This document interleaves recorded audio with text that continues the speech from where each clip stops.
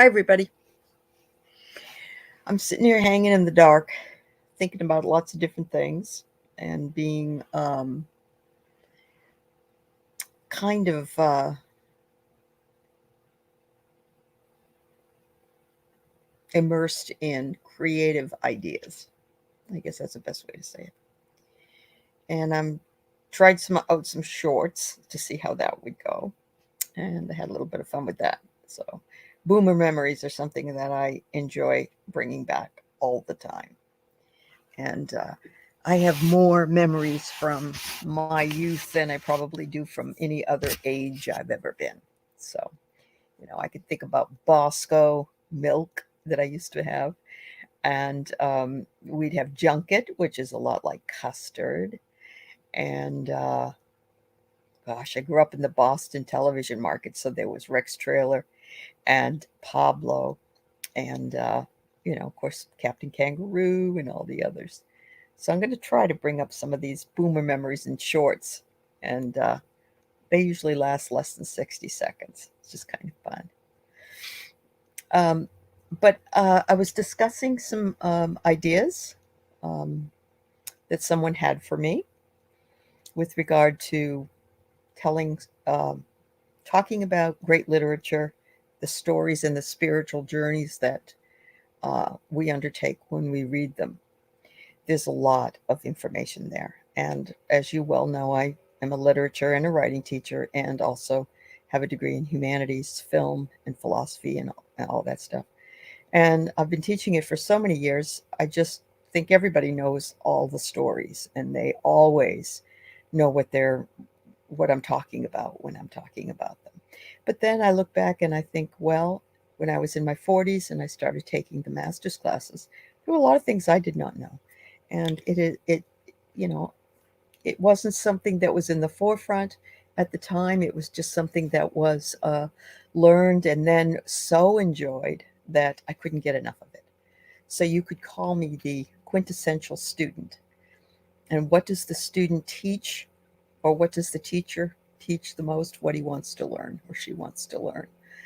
So I had brought up the idea in my archetype video, the last video that I had about Oedipus, the king, and I am going to get to that um, play by Sophocles, but not right now because I think I should start in the beginning, and then perhaps just try to spur some interest in letting you go and find some of these stories and read them. Um, I'm going to start from the very, very beginning, which is 25,000 BCE. And we used to say it was BC, before Christ, but with a more uh, diverse population of people, we now call it before the Common Era, BCE. And the Common Era is, when we started going into the more positive parts of the last years that we have lived. So there was a king of Uruk, Uruk, in the Mesopotamian area of the country of the world, who uh, wrote his story, or at least what he wanted people to remember about himself. And his name was Gilgamesh, and he wrote his story on cuneiform plates, and the story was found and was taken and made into story form. Some of it was lost because of the fact that they broke, or they had to put these all together, and so on and so forth. But the story quintessentially is that um, there was a man who uh, was the king of this great land, and he was really a jerk. He was a womanizer. He didn't care about anybody. He couldn't care less about how he treated women, or how he treated animals, or how he treated other people. And he ends up having uh, a friend, or he calls him his brother, who is made out of clay. And he watched him change and grow. over time. And he also, used immortality as something that he was very saddened by. Um, and the man, his name is Enkidu, Enkidu. The man was very gentle, a gentle giant, the one made of clay or made of mud. Um, and he was a gentle giant. He was sweet. He could walk amongst the animals; they weren't afraid of him, and he was well loved by everybody. And um, Gilgamesh introduces him to women, and he ends up sleeping with the whore, and after which um, he becomes very nasty. He his animal nature comes out, and then the animals are afraid of him, and they won't go anywhere near him. And he's not a nice guy anymore. His sexual nature was turns against him in a lot of ways, because he has been exposed to man's lower nature. He goes searching for the pretty much the key to immortality, which is not found, and ends up dying, leaving Gilgamesh by himself. And Gilgamesh writes the very first eulogy that was ever recorded down on any kind of story, for his friend who has become his brother and who has become his most admired um, um, person in out of everybody that he ever was close to, which weren't very many people. But we see the grief, we see all of the changes that occur during this period of time, and Gilgamesh essentially uh, lives forever. And the reason he does is not because his flesh lives forever, but if you think about how long his story has been there in the world, he lives a lot longer than he thought he would live. So his legacy becomes um, one of a king that wanted to live forever in the physical form, whose pride and whose greatness he believed everybody should know about. But that only occurs because he has written it down or had it written down. And so and in a format that was, wasn't the papyrus, it wasn't any of that. It was written in stone. It was carved into stone and found carved into stone. So people might argue that there are, you know, I remember with Charles Darwin's time, they said, I think that the world was only 2002 years old or something like that. And, there was a lot of problems with that because that predated the Bible, that predated the Christian ideal. And, people, they couldn't accept that because in order to accept that, they would have to agree that they were wrong much more, and it created cognitive dissonance. And cognitive dissonance is you have a belief system that gets challenged and it doesn't make sense to you. And how can you change your mind about what you believe in and believe in something new and not feel sort of cheated by that? The other thing that's very important to mention soon after this period of time was that there were a lot of ancient myths that were out there amongst all different parts of the world, all different parts. One of them was the creation myth, the way that the world was made. And the other one that was very popular was the flood myth. The creation myth can be found in all kinds of different manifestations. And of course, when you are dealing with language that is not quite yet set, and there's no explanation for different things, what you're seeing, you can only use the language that you know, that you understand. And so, you might have somebody say, there was the sky turned completely black and the earth, this, and it was probably an eclipse, or it could have been, uh, a number of other things that were happening at the time. And so language certainly defines our world for us. Language is something that we take for granted, that will take care of how we want to explain things. And yet, over time, it had to grow into this way for us to understand it. And the only way that it could be understood was to, quote, make a myth. It's considered a myth. And many of us have grown up believing that a myth means that it's a lie. But a myth is not a lie. A myth is a way of explaining something. You're not doing it on purpose. You're not lying on purpose.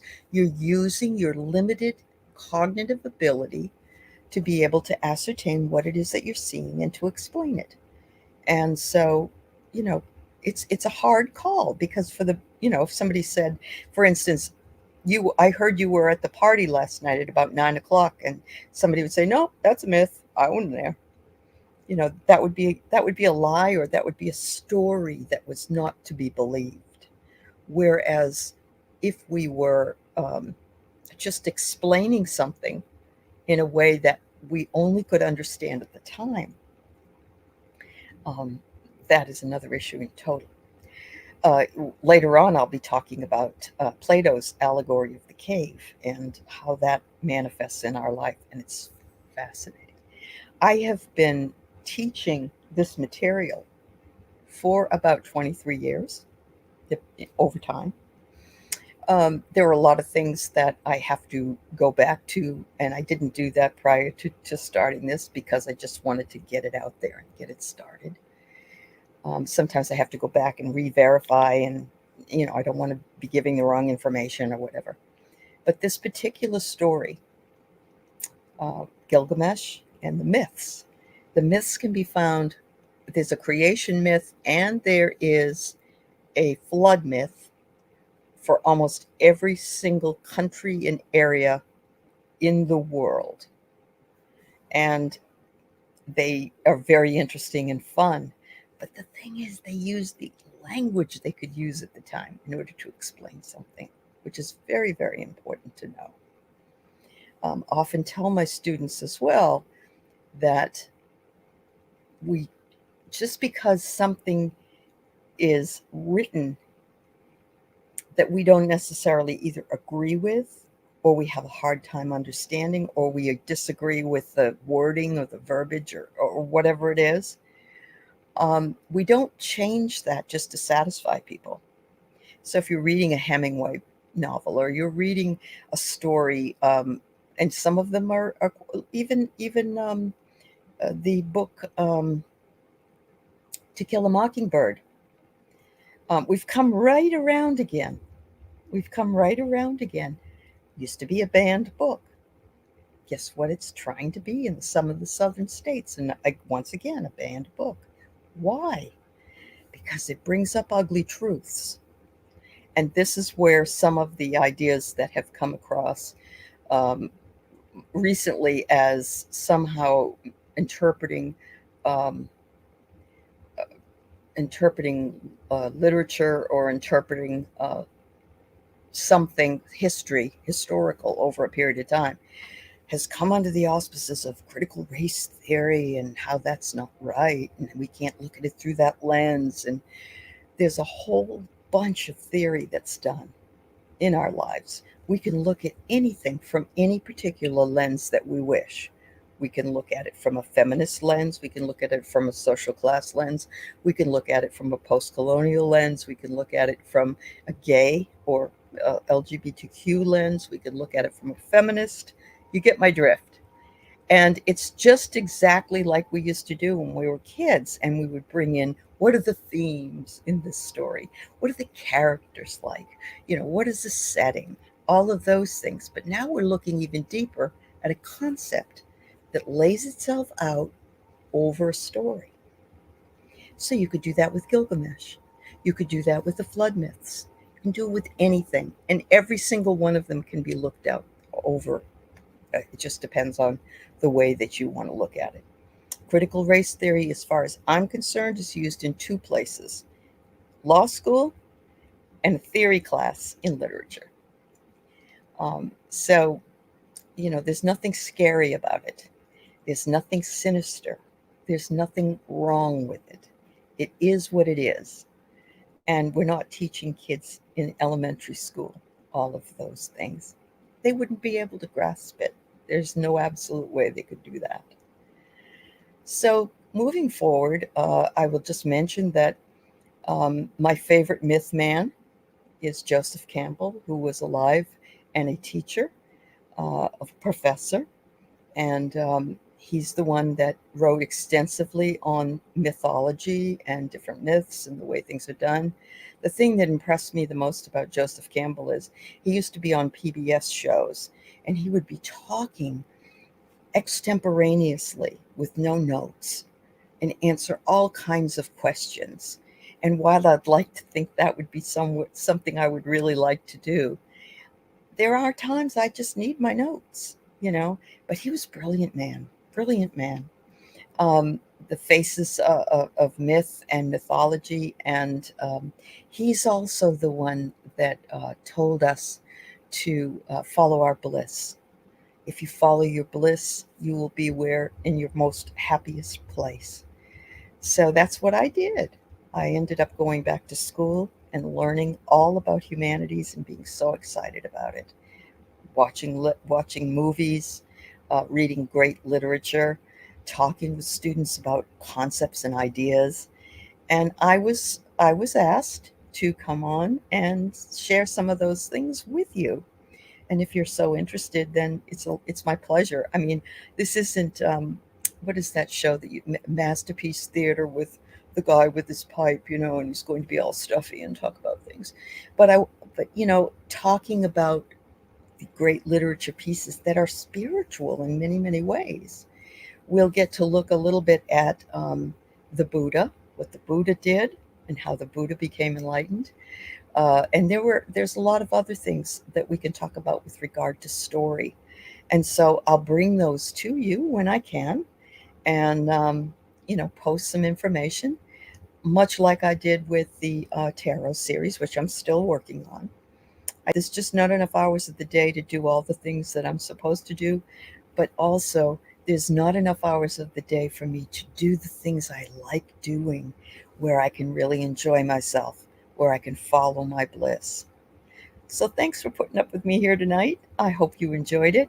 Again, it's the Epic of Gilgamesh, which is the oldest story that they found on um, tablets 25,000 years ago.